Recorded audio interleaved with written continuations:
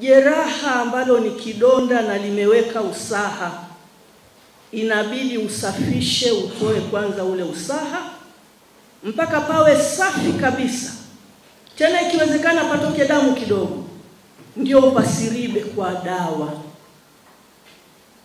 Kama kweli tunania, tuache tamko. Mwenyekiti, tumesema tamko letu na ilikuwa ni muda, ingebidi tamko hili limetolewa, lakini hata sasa hatujachelewa, ni muda mwafaka.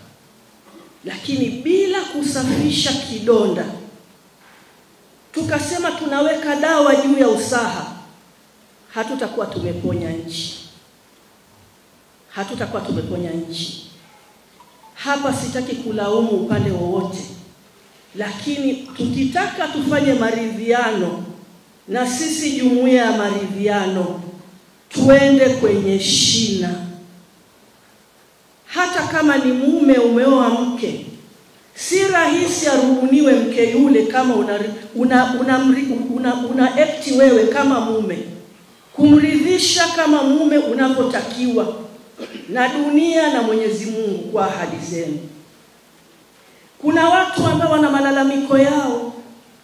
Msemaji aliyepita amesema hapa, bila kuwasikiliza kwa kituo, hata kama ni ya uenda wazimu, lakini wana haki ya kusikilizwa. Tukawasikiliza na sisi wakatusikiliza, hapo tunaweza tukapata mwafaka mzuri tu. Mimi nimezika watoto wawili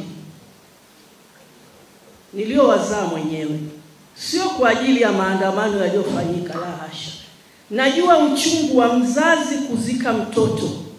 Tunataka sisi wazazi tuzikwe na watoto wetu. Sasa hiki kidonda kinatunga usaha, tukikwangue kwa vijana na kwa hawa wazazi waliopoteza watu wao. Tuweze kujua watu wana uchungu wao sana. Je, tunasema tutibu, tunasema tuwe na siku 3 za maombi, sawa, Mwenyezi Mungu anayapokea, lakini pia ametupa akili na utashi. Zaidi ya yale maombi ya Mwenyezi Mungu, maombi yetu kwa sisi wenyewe ni yapi? Ni kukutana, hata kama itakuwa ni kwa wilaya au ni kwa kata, tukawasikiliza.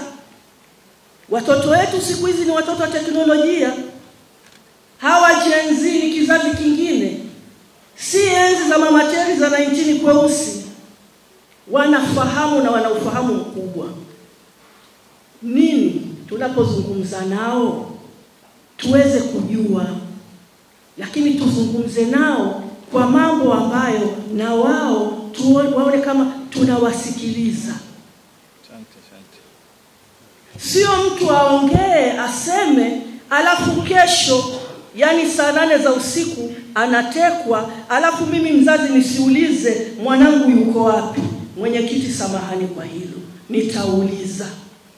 Utekaji ukiisha nchi hii, kwa jina la Mungu aliyeumba mbingu na dunia, mambo mengi sana yatapungua. Na mimi pia unilinde nisije nikatekwa. Asalamu alaykum.